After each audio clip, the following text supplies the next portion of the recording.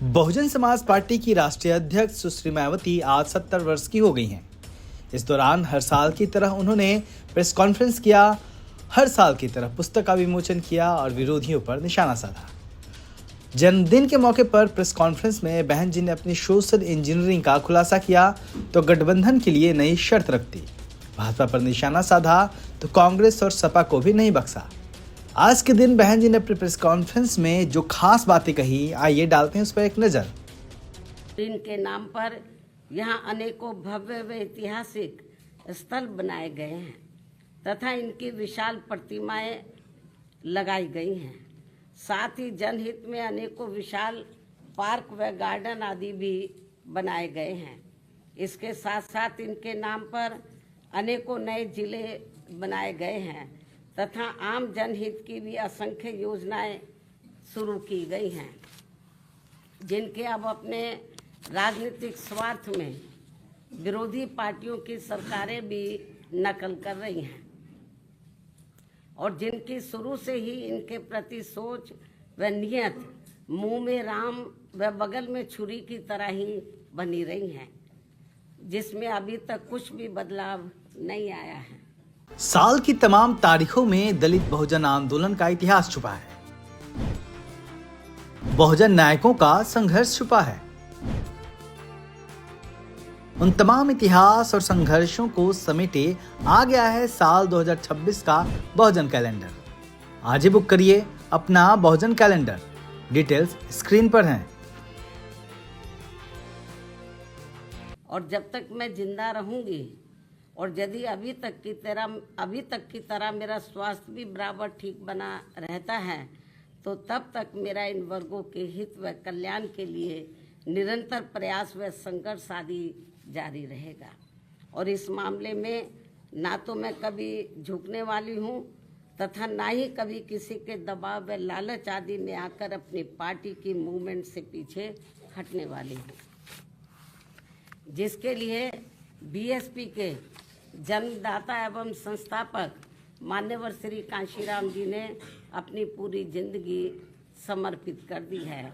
इतना ही नहीं बल्कि इन्होंने अपने जीते जी हर मामले में मुझ पर पूरा भरोसा करके व मुझे अपना एकमात्र उत्तराधिकारी बनाकर इस पार्टी की संपूर्ण जिम्मेवारी भी मेरे कंधों पर सौंप दी है, जिसे मैं अपने जीते जी किसी भी कीमत पर पीछे नहीं जाने दूंगी, बशर्ते ईवीएम हमारी मुश्किलें और ज़्यादा ना बढ़ाता रहे। यहाँ मैं ये भी कहना चाहूँगी कि पार्टी द्वारा हर वर्ष इनके मूवमेंट को आगे बढ़ाने के लिए विभिन्न स्तर पर जो भी प्रयास किए गए हैं और इस दौरान जो भी उतार चढ़ाव आए हैं तथा विरोधियों द्वारा बीएसपी को कमजोर करने के लिए जो भी षड्यंत्र रचे गए हैं, तो इन सब का पिछले एक वर्ष का पूरा लेखा जोखा मेरी हर वर्ष आज के ही दिन अर्थात मेरे जन्मदिन के मौके पर जारी होने वाली पुस्तक मेरे संघर्षमय जीवन एवं बीएसपी मूवमेंट का सफरनामा में हिंदी व अंग्रेजी में वर्णित कर दिया जाता है, जो फिर ये पुस्तक पार्टी में विशेषकर नए जुड़े लोगों के साथ साथ वर्तमान युवा पीढ़ी व आगे आने वाली पीढ़ी के लिए भी पार्टी व मूवमेंट के हित में उन्हें सही मार्गदर्शन व प्रेरणा आदि देने का ये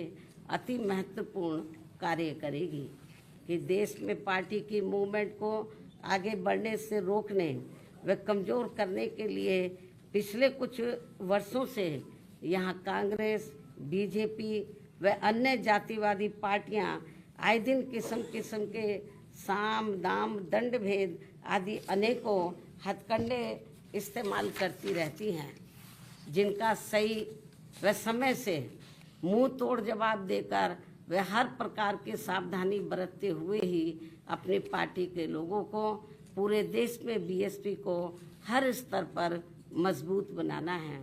सन 2025 में उत्तर प्रदेश विधानसभा के हुए शीतकालीन सत्र के दौरान राजधानी लखनऊ में अकेले बीजेपी के ही नहीं बल्कि सपा व कांग्रेस के भी ब्राह्मण समाज के सभी विधायकों तथा सरकार के मंत्री आदि ने भी एक जगह इकट्ठा होकर अपने ब्राह्मण समाज की वर्तमान बीजेपी की सरकार में भी हर स्तर पर हो रही उपेक्षा तथा इन पर आए दिन हो रही जुर्म जाति आदि को भी लेकर काफ़ी चिंता व्यक्त की गई है और ये स्वाभाविक भी है।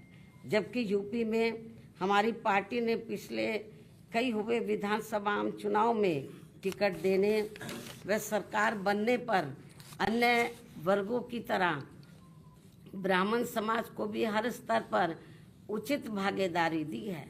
साथ ही इनके ऊपर किसी भी प्रकार से कोई भी अन्याय अत्याचार आदि नहीं होने दिया है, जिसे ध्यान में रखकर अब यहाँ ब्राह्मण समाज को भी कांग्रेस, बीजेपी व सपा आदि इन पार्टियों के किसी भी बहकावे में नहीं आना चाहिए।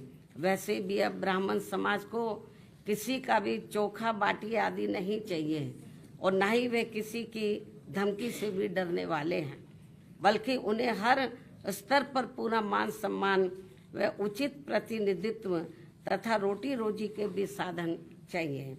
साथ ही इनके ऊपर कोई भी जुर्म जाति आदि नहीं होनी चाहिए, जो ये सब इनकी चाहत अभी तक बीएसपी की सरकार में ही पूरी हुई है। और इस बार बीएसपी की सरकार बनने पर फिर से इनकी ये सब चाहत जरूर पूरी की जाएगी। इनके साथ साथ क्षत्रिय व वैश्य समाज आदि के भी हित व कल्याण का तथा इनकी सुरक्षा आदि का भी हर मामले में पूरा ध्यान रखा गया है और आगे भी रखा जाएगा। वैसे भी हमारी पार्टी की रही सरकार ने हमेशा यहाँ सर्व समाज के हित व कल्याण का हर मामले में वे हर स्तर पर पूरा ध्यान रखा है। खासकर जाट समाज जो ज़्यादातर खेती किसानी का कार्य करता है, उनकी खेती करने के लिए खाद्य सहित अन्य सभी सुविधाओं की समय से उचित व्यवस्था की है। साथ ही गन्ना किसानों को तो काफ़ी बढ़ाकर दाम दिया है। इनकी अन्य फसलों का भी उन्हें उचित दाम दिया है। और अब सरकार बनने पर और अब आगे सरकार बनने पर इनका इसी प्रकार आगे भी जरूर पूरा ध्यान रखा जाएगा। इसके साथ साथ जाट समाज के शिक्षित बेरोजगार युवाओं को भी सभी विभागों में व खासकर पुलिस भर्ती में बिना कोई रिश्वत के उन्हें काफ़ी सरकारी नौकरी भी दी है। अन्य वर्गों की तरह इनके ऊपर भी कोई जुल्म जाति आदि नहीं होने दी गई है। राजनीति में भी इनको उचित भागीदारी दी है और अब इनको भी अपने हित व कल्याण में बीएसपी से जुड़कर अपनी पार्टी बीएसपी की ही सरकार बनाना बहुत ज़रूरी है। इतना ही नहीं बल्कि यहाँ दलितों, पिछड़ों, मुस्लिम व अन्य धार्मिक अल्पसंख्यक समाज के लोगों के हितों का तो बीएसपी की रही सरकार में हर स्तर पर इनका प्राथमिकता के आधार पर विशेष ध्यान रखा गया है और इनके ऊपर कोई भी अन्याय अत्याचार आदि नहीं होने दिया है। आगे भी इन वर्गों का विशेष ध्यान रखा जाएगा। इसके अलावा हमारी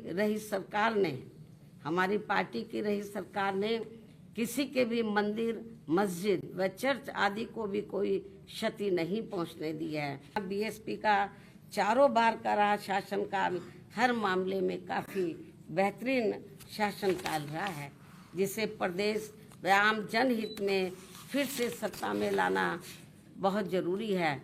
क्योंकि अब यूपी में कांग्रेस व सपा की रही सरकार की तरह वर्तमान में बीजेपी की चल रही सरकार में भी यहाँ की आम जनता व विशेषकर दलित एवं अन्य उपेक्षित वर्गों के लोग हर स्तर पर काफ़ी ज़्यादा दुखी व परेशान हैं।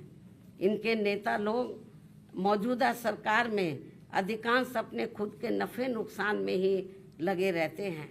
इनका अपने समाज के नफ़े नुकसान से कोई लेना देना नहीं है, ऐसा इन वर्गों के लोगों का मानना है। अभी भी प्रदेश में कानून व्यवस्था सपा की रही सरकार की तरह काफ़ी बिगड़ी हुई है। सरकार को बिना पक्षपात के काफ़ी सख्ती करने की ज़रूरत है।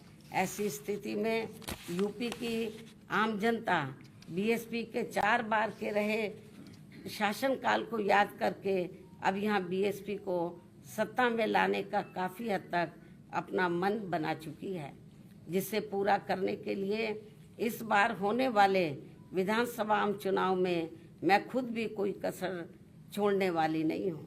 ये मेरा पुनः वायदा है। सन 2025 में उत्तर प्रदेश विधानसभा के हुए शीतकालीन सत्र के दौरान राजधानी लखनऊ में अकेले बीजेपी के ही नहीं बल्कि सपा व कांग्रेस के भी ब्राह्मण समाज के सभी विधायकों तथा सरकार के मंत्री आदि ने भी एक जगह इकट्ठा होकर अपने ब्राह्मण समाज की वर्तमान बीजेपी की सरकार में भी हर स्तर पर हो रही उपेक्षा तथा इन पर आए दिन हो रही जुर्म जाति आदि को भी लेकर काफ़ी चिंता व्यक्त की गई है और ये स्वाभाविक भी है। जबकि यूपी में हमारी पार्टी ने पिछले कई हुए विधानसभा चुनाव में टिकट देने व सरकार बनने पर अन्य वर्गों की तरह ब्राह्मण समाज को भी हर स्तर पर उचित भागीदारी दी है।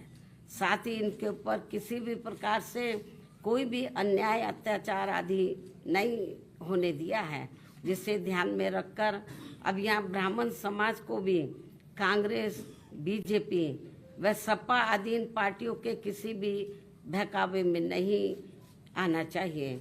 उत्तर प्रदेश सहित पूरे देश में सभी छोटे बड़े चुनाव अकेले ही लड़ना ज़्यादा उचित समझा है और अब हमारी पार्टी किसी भी चुनाव में किसी भी पार्टी के साथ किसी भी प्रकार का कोई भी गठबंधन करके चुनाव नहीं लड़ेगी।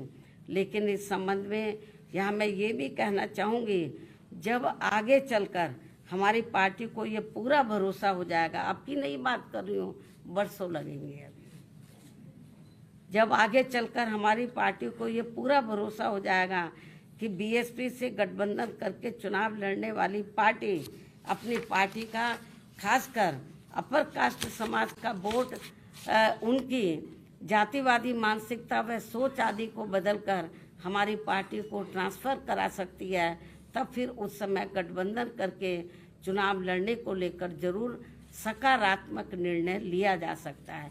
इसमें बरसों लगेंगे। जब तक ये जातिवादी व्यवस्था रहेगी, मानसिकता लोगों के नहीं बदलेगी, बहुत मुश्किल है। जो फिलहाल हमें यहाँ अभी तक किसी भी पार्टी में ऐसा होता हुआ नजर नहीं आ रहा है।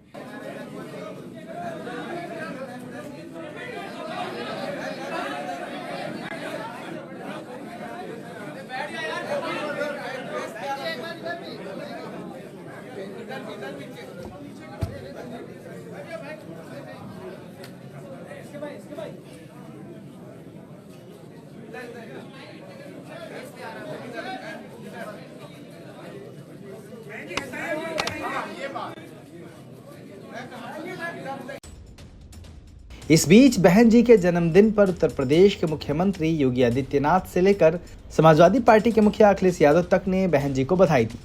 लेकिन इस बीच वरिष्ठ पत्रकार शंभुनाथ शुक्ल ने जो लिखा उसे पढ़ा जाना चाहिए। उन्होंने बहन जी को जन्मदिन की बधाई देते हुए लिखा, मैं मायावती का प्रशंसक हूँ और मेरे विचार से मायावती वह पहली मुख्यमंत्री थीं जिन्होंने उत्तर प्रदेश जैसे पिछड़े राज्य के समग्र विकास की तरफ ध्यान दिया।